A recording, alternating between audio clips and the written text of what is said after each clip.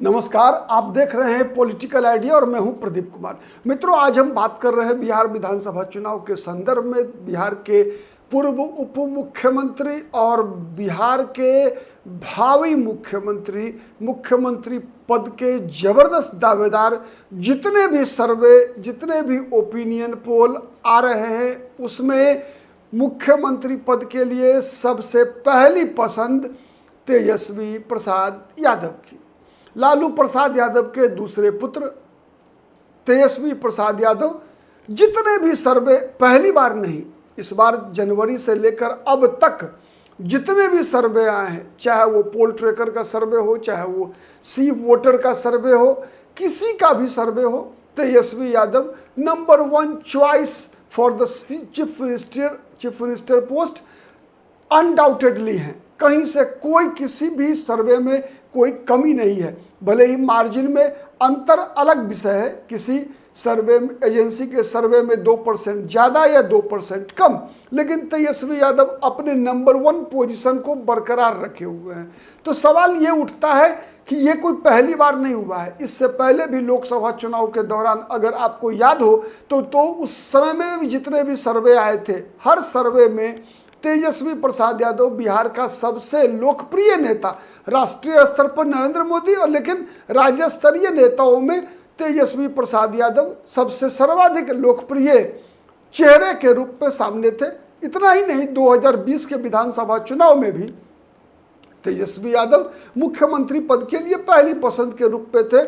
आपको याद होगा, एक लहर चली थी सरकारी नौकरी के नाम पर तेजस्वी यादव के पक्ष में। लेकिन क्या कारण है कि हर सर्वे, हर ओपिनियन पोल तेजस्वी प्रसाद यादव को नंबर 1 पर दिखाता है, लेकिन तेजस्वी प्रसाद यादव मुख्यमंत्री नहीं बन पाते, चुनाव नहीं जीत पाते, चाहे विधानसभा का हो चाहे लोकसभा का हो? कहाँ लोचा है? मामला क्या है? क्या राहुल गांधी की भाषा में कहें तो क्या ये ईवीएम का दोष है, या फिर कहीं ना कहीं ऐसा कुछ होता है जिसका जो कि राष्ट्रीय जनता दल के चरित्र से जुड़ा हुआ है, या फिर तेजस्वी यादव ही ऐसी कोई गलती करते हैं जिस गलती के कारण वो मुख्यमंत्री बनते बनते रह जाते हैं? तो इस सवाल का जवाब एक शब्द में नहीं दिया जा सकता। अगर आप पूरी वीडियो देखेंगे तो फिर समझने का प्रयास, समझाने का मैं प्रयास कर सकता हूं। कितना सफल होऊंगा ये आप कमेंट करके बताइएगा। सबसे पहला चीज क्या होता है ना कि मुख्यमंत्री पद के उम्मीदवार के रूप में आपकी स्वीकार्यता केवल एक फैक्टर होता है। दूसरा फैक्टर क्या होता है? आपके उम्मीदवारों का सिलेक्शन सबसे पहला है। नहीं, कई बार आप देखेंगे कि कोई पार्टी, कोई नेता मुख्यमंत्री पद के लिए बहुत लोकप्रिय है, लेकिन उसने गलतियां की इतनी ज़्यादा कि जो उम्मीदवार उसने चुने विधानसभा वार या लोकसभा चुनाव में लोकसभा वार, वो उम्मीदवार के खिलाफ इतनी ज़्यादा एंटी इनकम्बेंसी थी कि उसके मुख्यमंत्री पद के उम्मीदवारी पर भी ग्रहण लग गया। एक सबसे बड़ा उदाहरण देश के राजनीतिक इतिहास का मिलेगा आपको, 2004 का, जो हमारी पीढ़ी ने देखा। उससे पहले का इतिहास मुझे नहीं पता, चूँकि मेरा जन्म ही 1972 का है, तो उससे पहले के 90 के बाद का चुनाव मुझे याद है, उसके बाद का मैं बता सकता हूँ। तो सबसे अटल बिहारी वाजपेयी की मैं बात कर रहा हूँ। 2004 में जब चुनाव हो रहे थे, कोई भी एजेंसी ऐसी नहीं थी जो ये नहीं कहे कि ये सरकार दोबारा लौटकर नहीं आएगी। हर सर्वे, हर ओपिनियन पोल, कोई ये मानने को तैयार नहीं था कि वाजपेयी अपने काम के बल पर चुनाव नहीं जीत पाएंगे। लेकिन जब परिणाम आया तो जस्ट उल्टा था। क्यों था? ऐसा था, कहा जाता है कि जिस प्रकार से बीजेपी ने उम्मीदवारों का सिलेक्शन किया वो तानाशाही प्रवृत्ति थी। बीजेपी को यह लगा कि हम किसी भी व्यक्ति को टिकट दे देंगे तो अटल बिहारी वाजपेयी के नाम पर वो चुनाव जीत कर चला आएगा। यही गलती आरजेडी भी करती है। आरजेडी भी विधानसभावार या लोकसभावार उम्मीदवारों का चयन करते समय उस क्षेत्र की, उस जिले की जनता की मनोदशा को पढ़ पाने में अक्षम होती है।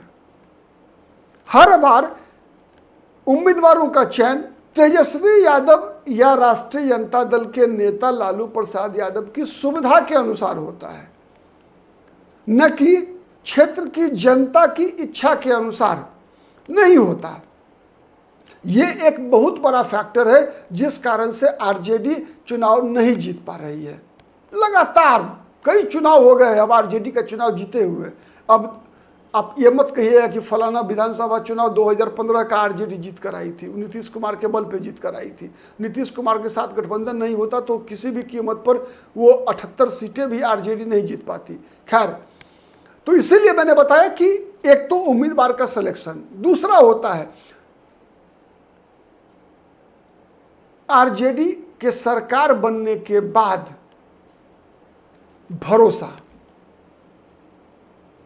जैसे जब कोई नया उम्मीदवार आता है मैदान में तो वाइब्रेशन पॉजिटिव होना चाहिए भाई उसके लिए, नहीं कि जैसे 2014 याद कीजिए, 2014 में लग रहा था कि नरेंद्र मोदी अगर देश का प्रधानमंत्री बन गया तो भारत का कायाकल्प हो जाएगा, लग रहा था ना अधिकतर मतदाताओं को।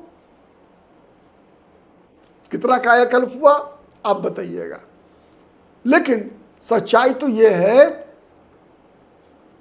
कि जब तेजस्वी यादव के लिए जैसे जैसे चुनाव जीतने का समय नजदीक आता है, आशा नहीं बल्कि डर दौड़ने लगता है बिहार के मतदाताओं में। डर कि अरे बाप रे फिर आ जाएगा, तो फिर वैसे ही बंदूक का डाल निकाल कर लोग गाड़ी में से चलेगा, फिर वैसे ही चंपा विश्वास वाला कांड हो जाएगा, शिल्पी जैन जैसा कांड हो जाएगा, फिर वही नरसंहार होना शुरू हो जाएगा, नक्सली का रणवीर सेना बन जाएगा फिर। तो ये सब चीजें आप याद कीजिए पिछले विधानसभा चुनाव, मैं कोई भी बात बिना तथ्य के नहीं कहता। पिछला विधानसभा चुनाव याद कीजिए, पहला दूसरा तीसरा चरण रिजल्ट निकाल कर देखिए, आज भी गूगल पे मौजूद है। इलेक्शन कमीशन ऑफ इंडिया के वेबसाइट पर जाइए, 2020 बिहार विधानसभा चुनाव का परिणाम सर्च कीजिएगा, मिल जाएगा आपको। पहला दूसरा तीसरा चरण का जो मतदान हुआ बिहार में, उन सभी सीटों में देखेंगे तो महागठबंधन को बहुमत है, अधिक सीटें जीती आरजेडी और आरजेडी के गठबंधन ने। लेकिन जैसे जैसे चुनाव आगे बढ़ता गया, चौथा में घटा, पांचवा और घटा, छठा साफ हो गया। क्या कारण था? कारण था बॉडी लैंग्वेज में परिवर्तन। जैसे जैसे आरजेडी के नेताओं को, आरजेडी के जो आरजेडी का जो कट्टर वोट बैंक है, आप समझ रहे होंगे मैं क्या कह रहा हूं, जो कट्टर वोट बैंक है आरजेडी का, जो किसी कीमत पर आरजेडी को जिताना चाहती है, ऐसे लोगों के बॉडी लैंग्वेज में अंतर आ गया। वो याचक जो वोट मांग रहे थे ना, जो वोट मांग रहे लोग थे, उन लोगों ने दादागिरी करना शुरू कर दिया कि अब देख लेंगे, अब आ रहे हैं हम सरकार में, ले बल्लिया। अपने ही जो लोग वोट देने वाले थे उन लोगों को डराकर फिर से इस डर में वो लोग चले गए कि दोबारा भाई फिर आ जाएगा, फिर वही होगा। ये कारण रहा। चौथा कारण रहा गठबंधन के सहयोगियों के बीच सीटों का सही आवंटन नहीं और सही ना सही बंटवारा होना। अब उदाहरण के लिए मैं बता रहा हूं, समस्तीपुर जिले में 2 विधानसभा सीटें सीपीआईएमएल को दी गई, समझ के परे थी, वहां नहीं जीत सकती थी, ना जीती। वैसे ही कई ऐसी सीटें जहां पर आरजेडी लड़ती अगर, तो बीजेपी को मजबूत टक्कर दे पाती, जीत पाती या नहीं जीत पाती मैं नहीं कह रहा। हाँ, 10 सीटें लड़ती तो 10 में 4 जरूर जीतती, 6 नहीं जीतती तो।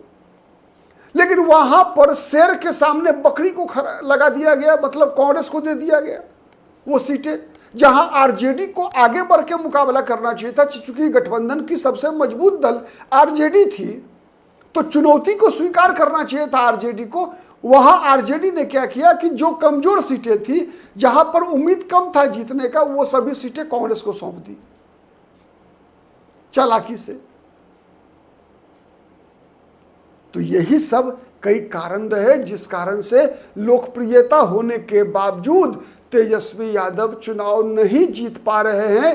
वैसे ही जैसे लोकप्रिय होने के बावजूद कोई एंटी इनकम्बेंसी नहीं था, उसके बावजूद अटल बिहारी वाजपेयी 2004 में फील गुड में घोलट गए थे। लगता है मैं समझा पाया हूँगा। आज के लिए इतना ही। बहुत बहुत धन्यवाद। नमस्कार। जय हिंद, जय भारत।